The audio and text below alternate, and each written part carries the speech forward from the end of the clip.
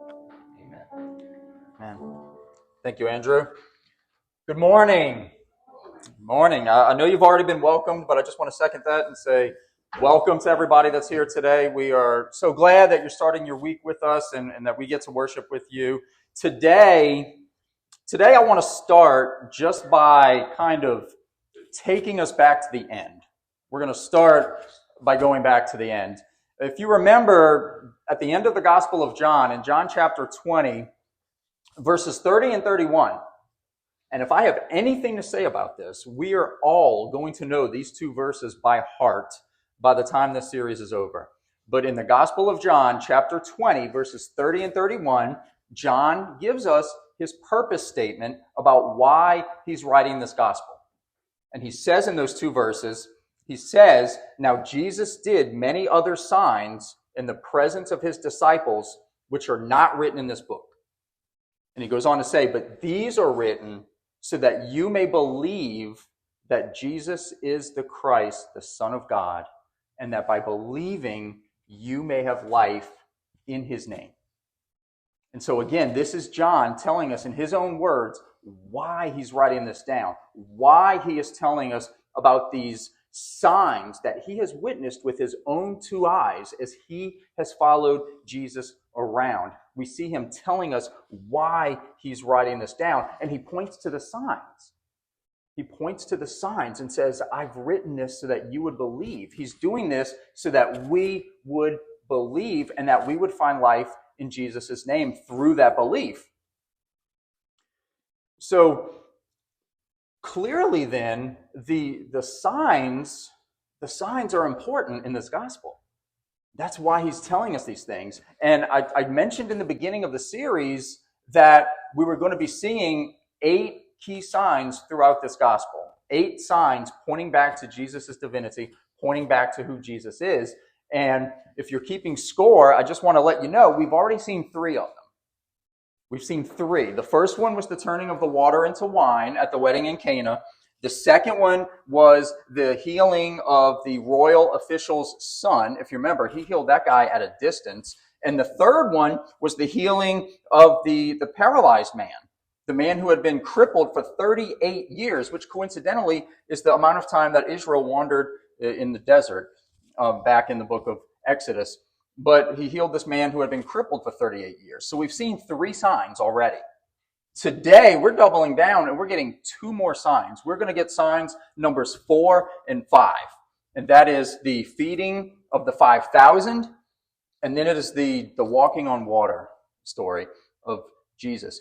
And as we look at these signs, we are challenged to consider what our notions are of what is possible and what is impossible where Jesus is concerned.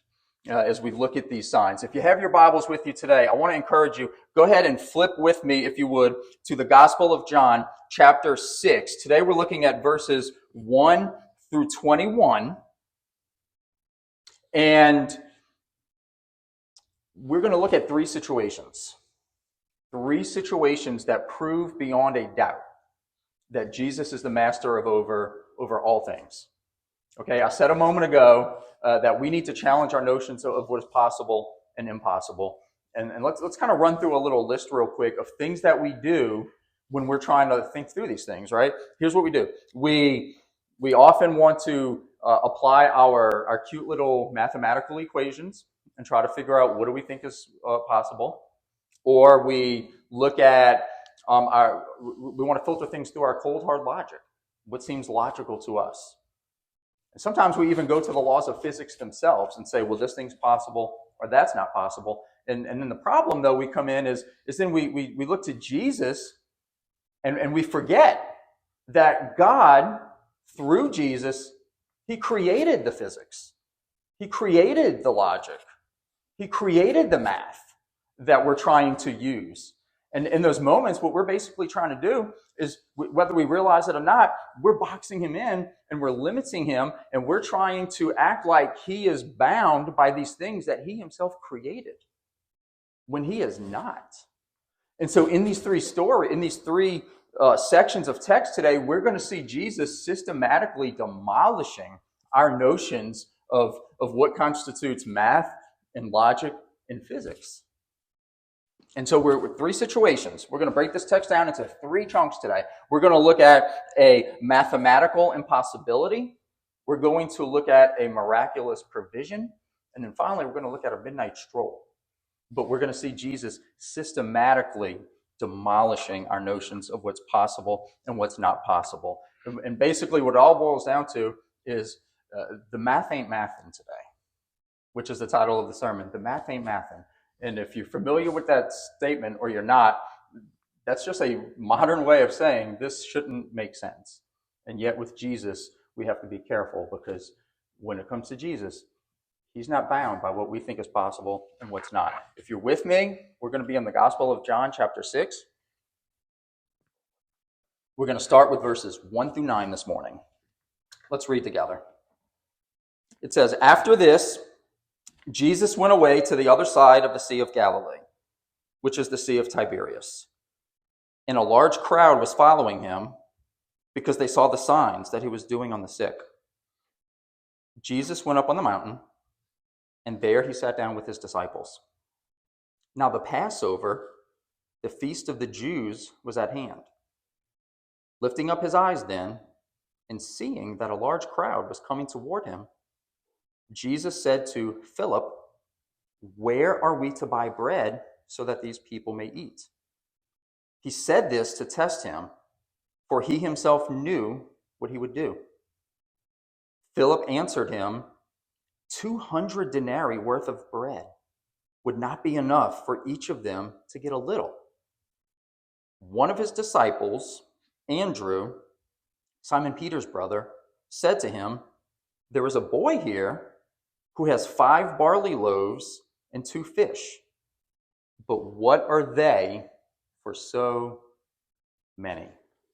So in verses 1 through 9, again, what we're looking at here is a situation that seems like a mathematical impossibility. It seems like a mathematical impossibility. Now, I want to encourage you with this. If you ever get the chance, if you ever have the opportunity or make the opportunity, I would encourage you to get out, look in your study Bibles if they have them, find yourself a good little map of first century Israel in the time of Jesus, and you don't have to become an expert on geography, but familiarize yourself with some of the basic features of the area where Jesus lived and walked. Because you'll be surprised how these stories will start to pop a little more when you start catching these little details that you otherwise might have missed. Our text opens today where Jesus, it says he's gone away to the other side of the Sea of Galilee, aka the Sea of Tiberias. So if you're familiar with the region, or if you're looking at a map of it, Jesus is leaving. He's on the west bank of the Sea of Galilee here, and he's going over to the east side. And on the east side of the bank, if you were to look at that map, you would notice up in the upper right corner, up in the northeast corner of that map, there's a little town called Bethsaida. And that's going to be important in a minute to know that that's where that town is, and that's where Jesus is landing. So he gets there, and we move into verse 2 where it says there's this large crowd that's following him because they're seeing all these signs and all these wonders that he's been doing. And just to make sure we understand this, Jesus is a man who gets no time off. He gets no leave. He gets no peace. He gets no break from the crowds. These people are following him everywhere he goes. They're just following him like paparazzi follow celebrities today. They're everywhere. And Jesus, for his part, he always looks out for them, and he always turns his attention to them and helps them. But even the verbs in verse 2 tell us this. The verbs, there are particular tense. They're all what's called the imperfect tense, which usually in Greek, if you're going to switch to the imperfect tense, usually you're referring more to the process of an action more so than just the action itself. It's the process. It's the fact that this thing is something that keeps happening. So all of the verbs in verse 2 are in the imperfect. So you could read this, a large crowd, they kept following him. They kept after him. They kept going where he goes. Why? Because they kept seeing all of these signs and miracles that he kept doing. This is an ongoing thing. This was not a one-time thing. So they're following him around everywhere he goes. And as we're going to see in a moment, this is going to present something of a logistical problem. This is going to present a logistical problem as the crowd just keeps getting bigger and bigger and bigger. He goes up on this mountain. He goes up on this mountain and he sits down, and these people start coming to him. Now, here's a little fun fact for you. There are 4 Gospels in our Bible: Matthew, Mark, Luke, and John. This sign that we're about to read about, the feeding of the 5,000, this is the only miracle of Jesus that is attested to in all 4 Gospels. It's the only one. We get it in all 4 Gospels. And what's really cool about that is we can read these other accounts and get all kind of extra information that you can't get all the information from just one account. It's like when you interview eyewitnesses of some event that happens. If the event really happened and all of their testimony is true, none of their accounts are going to contradict each other. But at the same time, this guy might say something that this guy doesn't. And so as you look at all their accounts, you can kind of put together this fuller picture of what's happening. We actually learn in Mark chapter 14, we actually learn the motive why Jesus is on the move right now. John doesn't call attention to it, but Mark tells us why. Do you remember our old friend JTB? Remember our old pal John the Baptist? Well, it is my sad duty to report to you at this point in the story that Jesus has just learned that JTB has been executed. They had falsely imprisoned him, or at least imprisoned him under dubious circumstances. And while he was in prison, this whole thing came out that we won't go into right now, but he was beheaded to satisfy somebody's pride. And Jesus just found out, and this is his cousin, by the way, his cousin, somebody that he loves dearly. And we make a big deal about Jesus' divinity, and we should, and he is, but we also need to remember he's also fully human. Neither his divinity nor his humanity overshadow one another. They work in perfect harmony. But he is human. And his cousin just died. And if you've ever had somebody close to you pass away, that's an emotional time for you. Jesus went across the lake to be alone for a little while. He needed some time to be alone. He needed some time to pray. And in his time of mourning and in his time of grief, guess what happened? All these people that have been following him around for signs found out where he was and came to him. And what does Jesus do? Does he throw a hissy fit? Does he complain that he never gets time off? Does he throw a pity party? Like, come on, guys, can't you be here for me for once? No. In Mark 14, it says Jesus felt compassion on them. He felt compassion on them because they needed somebody. And he starts healing them. And he starts doing signs in their midst. And this goes on all day long. That's Jesus for you. In his moment of grief, he's healing other people, and he's looking out for other people. But as the day wears on, and this crowd is huge, we come up with this logistical problem. This logistical problem happens because the crowd is so large. It says, lifting up his eyes in verse 5, and seeing a large crowd coming toward him, the sea of people. And in verse 7, it reiterates that it's a large crowd. And in verse 10, which we're going to read in a minute, we find out the number of people. It's 5,000. And that's just the men. We know how many men it was, but we also find out in the other Gospels there's also women and children there. And we don't even know how many of them there were. The 5,000 is just the men. So there could have been 10,000. There could have been 15,000. And maybe that seems like a lot of people, but remember, these people are just following him around, and crowds attract crowds. You look and see some big commotion happening, and people wander over. And Jesus already has people following him. All right, I just saw a video of Will Smith performing in London, and even he had a crowd, right? So don't think, and that's really crazy that people still want to hear from that guy. but so don't be surprised that Jesus Christ, of all people, can amass 10 or 15 or even 20,000 people on a mountainside with the kinds of things he's doing. So all these people are coming to him, and he he looks over at Philip, of all people. Philip, all the disciples he could have chosen. And he goes to Philip. And he asks Philip, well, where can we get enough bread? Where can we buy bread to feed these people? And so a moment ago, when I mentioned about geography and knowing the maps and all this, there's actually a really simple reason he asks Philip this information. It's not random.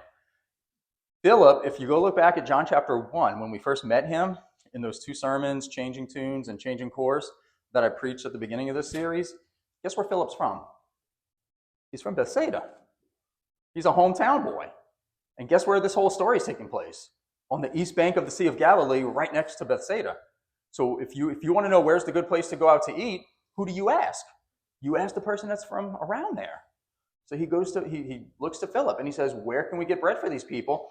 And Philip, well, being a dude who and we all know about us dudes and how we are, he starts doing all this math in his head.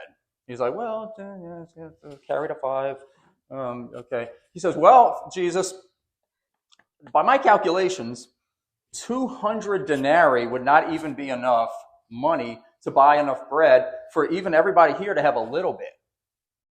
200 denarii. So that number may not mean much to most of us, but a denarius was approximately what a laborer in the first century would earn for a day's labor. So 1 denarius would be like a day's worth of work. So 200 denarii, we're talking anywhere from 6 to 8 months of your salary. And he says, well, Jesus, even if I could give you 80% of my salary, 8 months worth, or whatever that would work out to, 8 out of 12, I guess that would be more like 66%. Even if I gave you 8 months worth of my salary, it still wouldn't be enough for everybody here to have a little. So for Philip, this situation seems impossible. Why? Because math, right? That's how math works, right? The math ain't mathin'. The math ain't lining up. So then we move on to Andrew, and then Andrew says, well, Jesus, we do have this little boy here. And this boy has 2 fish and 5 barley loaves. Now that tells us something right there, because barley was the cheapest, most like just plain bread you could get. And that's what the poor people ate. That's what the people who couldn't afford a lot ate. So he's most likely he's just some little poor boy from a poor family, right? And he's got these 5 barley loaves and these 2 fish. And Andrew says, hey, we do have this, but what is that for so many? So for Philip, the situation seemed impossible because math. Andrew, for him, the situation seems impossible because logic. He's like, how can we possibly divide this many ways? But let me just warn everybody here. Please be very, very careful telling Jesus what is impossible. Should we just be very, very careful with that? Don't tell Jesus what's possible and what's not possible. Don't try to box Jesus in with your ideas of how math works and how logic works when you're talking to the person who created those things. Can we just at least be on board that we probably shouldn't do that? Because with Jesus, and as we're about to see in a minute, what seems impossible to us is like a warm-up exercise for him. Like he warms up with our impossible. I don't know how many of you are like avid gym goers, but if you ever walk into a gym and you see somebody like warming up with your 1 rep max, like that's kind of like a humiliating moment for you. I mean, I've never experienced that because I'm such a beast, but it's usually the other way around with me. But if you ever walk into the gym and like you see somebody warming up with your 1 rep max, you're like, oh, this dude's serious. What seems impossible to us is a warm-up exercise to Jesus. Let's just start there. And for that matter, let's talk about the third person we encounter in this story, which is this little boy, this little poor boy. He's sitting there, and he may seem insignificant to some. We don't even know his name. We know he's poor, or at least we have strong reasons to think he's poor, but he's sitting there, and he's got his lunch with him, these 2 fish and these 5 loaves, and Andrew points him out to Jesus, and he's just there. He has no idea he's about to become the star of this, or at least a star of this story. He's just one face in a crowd of many, but he's got something. He's got something with him. He's got his lunch. Now let me ask you this question. Do you think for 1 second in a crowd that size, this one little kid was the only person who thought to bring lunch? Do you think for 1 second he's the only person in that group with some food? Because let me tell you, I would bet dollars to donuts that there's a lot of people in that crowd that have got some food. But I don't see any of them stepping forward. You know what I'm saying? I don't see any of them stepping forward. But this little boy, he's got his lunch. This little boy who on the surface looks insignificant, who we don't even know his name, but we can learn something very important from that little boy. We can learn something very critical from him and his example. So let me encourage you with this. The next time you are tempted to feel insignificant, next time you are tempted to tell yourself, what could I possibly do? What could I possibly contribute? What difference could I possibly make in my home, in my community, in my neighborhood, in my society, in my church, in the world, for the kingdom? What possible difference could I make? How could little old me make any difference whatsoever? I want you to think about this little boy, because this is a little boy who he never left. He never led an evangelistic crusade. He never pastored a megachurch of 10,000 people. He never wrote a best-selling Christian book on living victoriously. He never nailed any theses to any church doors. He never did any of those things. What did he do? He gave Jesus his lunch. You get it? He gave Jesus his lunch. And we are still talking about him 2,000 years later, because he gave Jesus his lunch. And we can make a big deal about that. It wasn't that much, it was just a little bit, but it was all he had. It was all he had. And we're still talking about him 2,000 years later. He hands his lunch to Jesus, and then something amazing happens. As we move into verses 10 through 15, we're going to see how this plays out. Let's keep looking ahead. Starting in verse 10. Jesus said, "Have the people sit down." Now there was much grass in the place. So the men sat down, about 5,000 in number. Jesus then took the loaves, and when he had given thanks, he distributed them to those who were seated. So also the fish, as much as they wanted. And when they had eaten their fill, he told his disciples, "Gather up the leftover fragments, that nothing may be lost." Remember that statement. So they gathered them up and filled 12 baskets with fragments from the 5 barley loaves left by those who had eaten.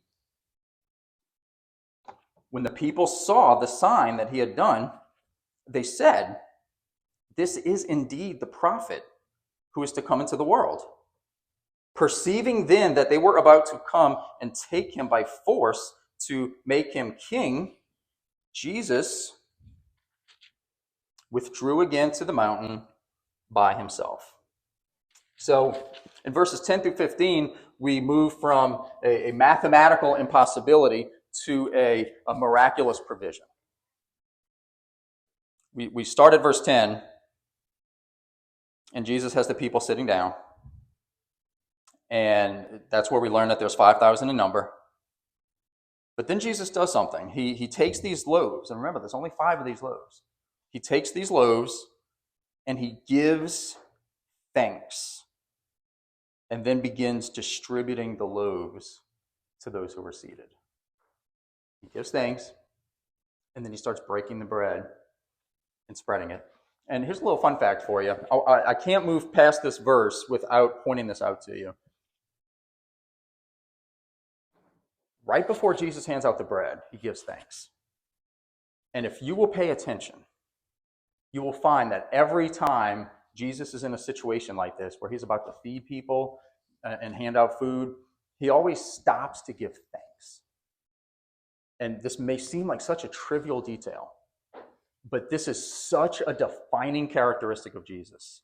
This is such a part of his character and who he is, that this is how people begin to identify him, and this is how people begin to, this becomes one of those traits that just becomes synonymous with who he is as a person. So much so that if you will go home today, and if you will go read Luke chapter 24, you will read a story where after Jesus' resurrection, after he has died and resurrected, there's a story where two of his disciples, people who knew him, are walking, and he joins them and starts talking to them, and they don't realize it's Jesus. They don't recognize him. And they keep walking and they keep talking, and they still don't recognize Jesus. And then he even begins to talk to them about the Old Testament and how the Old Testament says that the Messiah must suffer and die, and it points forward to Jesus. And they still don't recognize Jesus, even as he's talking about himself. Then they go and they sit down to eat together, and they still don't recognize Jesus. But then before they start to eat, he gives thanks. And that's the moment they realize, wait, this is Jesus. They recognized him by his giving thanks. This was such a characteristic part of his identity and his person that it was the means by which they recognized him. It was at the moment that he gave thanks that they recognized who he is. And so I can't move past this verse without just kind of throwing a challenge out there. I would challenge everybody here to spend some time thinking long and hard. What characteristic or what trait do other people think defines you? When other people think about you, what pops into their mind? How are you known by the people who know you best? Because I would stand here and I would say, yes, we are complex individuals, and our personalities are multi-layered. And yet, if you think about all the people you know, for most of us, when you think of a person, there's usually something that jumps into your mind first, right? Some defining characteristic about that person, some primary way that you identify their character. And so the converse of that's also true. That people associate you with certain traits and characteristics. And so I would challenge everybody in here that we need to be conscious of trying to be the kind of people that when people think about us, they think about that we're joyful, that we're thankful, that we're life-giving, and that we're not the kind of people that sucks life out of a room. Do people think of us and they think, oh, that person is an encourager. That person is thankful for their life. That person is thankful to be a member of the kingdom. Because when people think about you, there's almost always going to be something they associate with you, and we can control what that something is. Jesus was so well known for his giving thanks that that was literally the thing that they recognized him by when they had spent all day with him and didn't realize it was him. It was the giving of thanks. And so moving on from there, he had given the thanks, and then he began distributing the loaves and the fish. And do you see that little detail in verse 11? As much as they wanted. You remember Philip a moment ago saying, even if we had 8 months of a salary, we couldn't give everybody a little? And here, everybody's eating as much as they want. But wait, that's not even where it ends. They eat as much as they want. Verse 12, they had eaten their fill. Everybody had as much as they wanted. And he actually tells his disciples, gather up the leftover fragments so that nothing may be lost. So they have leftovers. They have leftovers. And they start gathering up the fragments, and they fill 12 baskets with the leftovers. 12 baskets. When a moment ago, the story was we won't even be able to feed everybody a little bit. And now everybody just had a buffet, and there's 12 baskets of leftovers. Now, in biblical studies, there's this thing called numerology, which is the study of numbers in the Bible. And a lot of people, and there's a lot of stories in the Bible where the numbers are significant. There's a lot of stories in the Bible where the numbers are highly symbolic. If you look at the book of Revelation, there's a lot of symbolism there. Those numbers are highly symbolic. And so we need to be careful because we don't want to push numbers too far. But at the same time, I look at this story, and it's not lost on me that there are 12 baskets of leftovers. Because, this isn't like a situation where, I was eating SpaghettiOs and I saw Jesus' face in my SpaghettiOs. This isn't a situation like that. Jesus chose how much food to make. He knew what he was doing. He could have made 100 times that much, or he could have made half that much. He made exactly what he made, and he made so much that everybody had exactly as much as they wanted, and there were 12 baskets left over. The number 12 is a very significant Bible number. There were 12 tribes of Israel. There's 12 disciples. It is a very significant number. And selfishly, and I don't usually get into conjecture, but selfishly, I want to believe that Jesus chose 12 baskets for the 12 disciples. Each disciple gets his own basket, is the way I want to look at it. And I'll tell you why. Selfishly, this is the scene I want to see in my head. I picture Jesus, every disciple gets his own basket. I picture Jesus walking up to Philip when it's all said and done and saying, "Hey, bro, you remember a minute ago when you were saying I couldn't give everybody enough food that everybody could even have a little bit? Well, here you go. Here's your to-go box. Is your belly full? Here's your to-go box." And it's a basket. I feel like I would like that moment to have happened. So selfishly, I want Jesus to have chosen. I don't know why he chose it, but there had to be some significance to the 12. And it's not lost on me that it's 1-to-1. So in my mind, every disciple goes home with a box. You get a box, you get a box, everybody gets a box. So Jesus starts handing out leftovers. He hands out leftovers. So we have this huge sign, this huge miracle. It's a beautiful moment. And then, of course, people have to go and ruin it because we can't ever have nice things. So then these people in a crowd say, "Hey, let's make this guy king." And Jesus is like, "You're still not getting it. I didn't come here to set up a kingdom. I didn't come here to overthrow Rome." And so Jesus actually has to leave because they're about to actually try to force him to try to take over Israel and dethrone Rome. So he's like, "All right." So Jesus leaves again. The story started with him leaving because he's trying to mourn. Now he has to leave again. So now we're going to move on to the third part of the story, verses 16 through 21, and we're going to get sign number 5. Jesus walks on water. Let's look at verses 16 through 21. It says, "When evening came, his disciples went down to the sea, got into a boat, and started across the sea to Capernaum. It was now dark, and Jesus had not yet come to them. The sea became rough because a strong wind was blowing. When they had rowed about 3 or 4 miles, they saw Jesus walking on the sea and coming near the boat, and they were frightened. But he said to them, 'It is I. Do not be afraid.' Then they were glad to take him into the boat, and they immediately the boat was at the land to which they were going." So I call this a midnight stroll, even though technically it was probably more like 3 a.m. Mark, it might be Mark or it might be Luke. Anyway, one of the other gospel accounts gives us the time of day that this happened. And it was approximately 3 a.m., but 3 a.m. does not start with an M. And so I went with midnight stroll. And so we see Jesus here taking a midnight stroll. And we also see in Mark chapter 6 that it was actually Jesus who had sent the disciples away in the first place. It was actually Jesus who had done this because apparently they had some kind of arrangement worked out, and it may have even been the case that they were instructed to leave if he had not joined them at a certain time, because he actually was going up on the mountain to pray. He wanted to go up and pray by himself. And so when he had not joined them, it could possibly be they then left, and then the plan was possibly for him to meet them at a later time.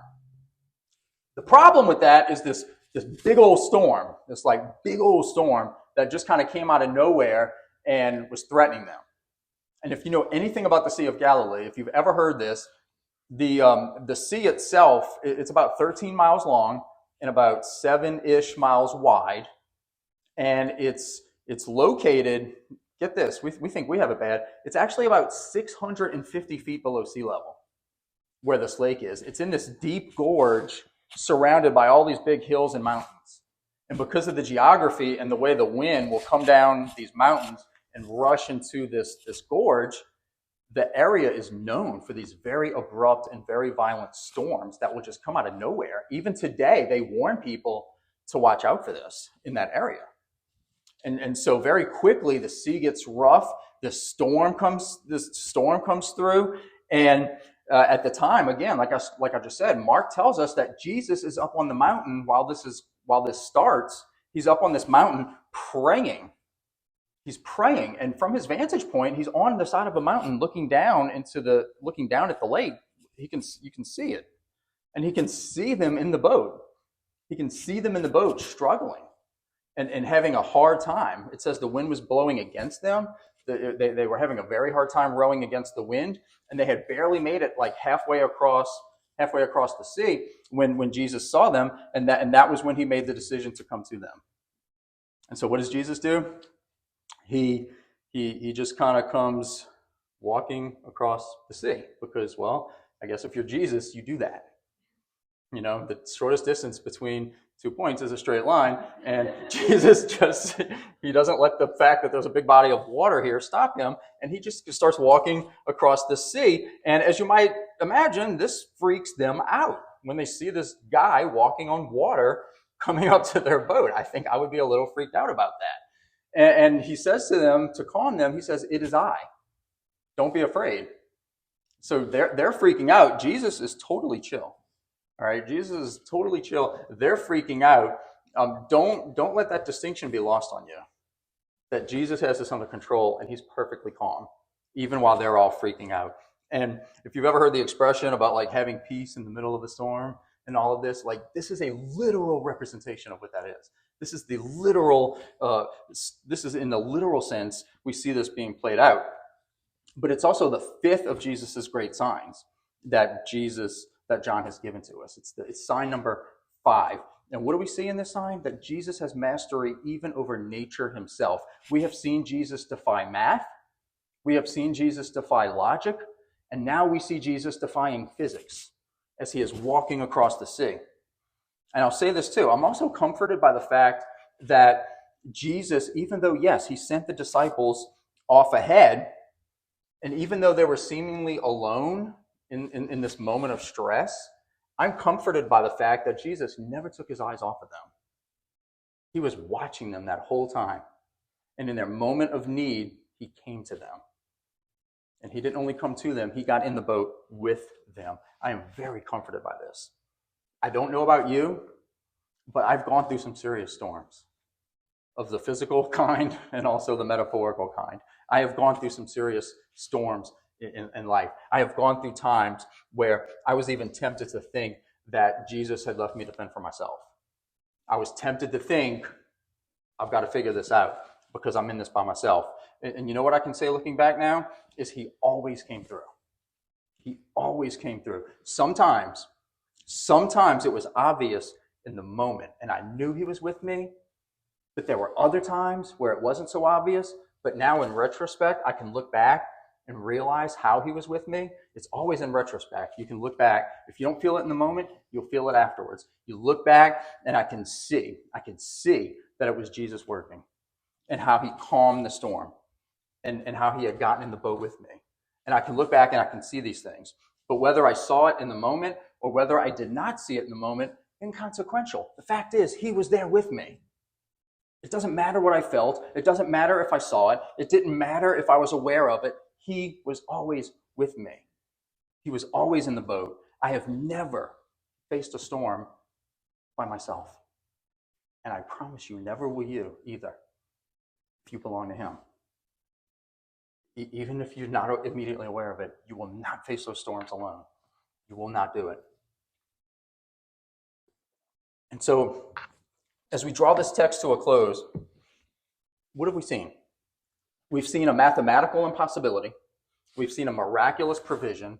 And we've seen a midnight stroll. And again, the call for us is to remember that we should never presume to tell Jesus what is possible, and we should never presume to tell him what's impossible. And again, the only time, and if you're the truth bomb, if you're the truth bomb kind, here's a truth bomb for you. But the only time that God cannot work with you is if you give him nothing to work with. The only time that God cannot work with you is if you give him nothing to work with. Because his hands are so big that even the tiniest little gift in those hands can go a long way. And so we need to be willing to offer him what we have. That little boy with his tiny little lunch, but it was all he had. We have to take that first step to offer him what we have, whether it be our time, whether it be our talents, whether it be our service, even our finances, whatever it is, however minuscule you think those things may be, he multiplies our gifts. He multiplies them. And then he gives them back. He gives them back a lot of times. And if we don't hold back, just like that little boy, and we say, here it is, take it, do what you want with it, he will take it, he will multiply it. But please don't make the mistake of thinking that this story, just because the lunch was little, that the story gives us an excuse to only give God a little bit of ourselves. That's not the point of the story, is that, oh, well, I can only give him 5 loaves and I'm good. That's not the point of the story, because while it's true, again, that lunch wasn't much, I would remind you that it was all he had. It was his entire lunch. He gave Jesus everything he had. We need to commit all of ourselves to Jesus, all of our love, all of our devotion, all of our affection, all of our time, all of it, our talents, our gifts, even our finances. We have to consider it all as belonging to him, and let him choose what to take, let him choose what to multiply, and then let him choose what to give back. Because, and this is a fun one for me, and I wish Ella was sitting in here, but it was actually Ella that pointed this out, and I'm like, that's a great point, and you just found your way into my sermon. But Ella was the one that pointed out when we were talking about this the other night, that this little boy who gave up his entire little lunch, he got it right back, and then some. Like, can you call it a sacrifice when he multiplies it and gives it back to you? And how many of us sit here with our 2 little fish and our 5 little loaves and we say, this is all I got. I can't part with this. And we white knuckle the things of this world like our life depends on it. And then here's this little boy who just said, take it. And Jesus said, I will. And I will multiply it and I will give it back to you and then some. Because I don't know what that boy's little appetite was, but if he was capable of eating more than 2 fish and 5 loaves, well, then he made out like a snake that day, because he was able to have his fill. So he didn't just get his lunch back, he got a front row seat to one of the greatest wonders ever witnessed, the only miracle attested to in all 4 Gospels. So yeah, let's offer Jesus our best. Let's offer Jesus everything. Let's put it all on the table. Let's let him decide how and when to use it, and let him decide what's possible. How about we do that? And let me just encourage you with one more thing, and we're done. One more thing, and then we're done. Let's be praying big. Let's be praying prayers that defy math and defy logic and defy physics, because Jesus is not limited by those things. And I will never stand at this pulpit and do a name it and claim it type of sermon or preaching or theology or anything like that. I will never do that. And I can't promise you that just because you pray big, you're going to get something big. But I'll tell you this, if every person in our church is praying those kinds of prayers all the time, we're praying prayers that defy math and physics and logic, we're going to see some amazing things happen. There's no 2 ways about it. So don't be scared to pray big. Go home this week And you ask yourself, what is something that seems impossible? What is something that seems mathematically impossible? What is something that seems logically impossible? What is something that seems physically impossible in my life? And let me pray for that. Let me just pray big and trust him to do what he does best. He may take that and multiply it and give it back to me, but I'm going to let him decide. And don't be scared to pray big, because if we hold back because if we think it's impossible, that's not on him, that's on us. That's a lack of faith. That just becomes a lack of faith. So let's pray big, because we have a big God, and he created the very things that we often think limit him. And they don't. They don't. He has really big hands. He can take care of it. Amen? Amen. Amen.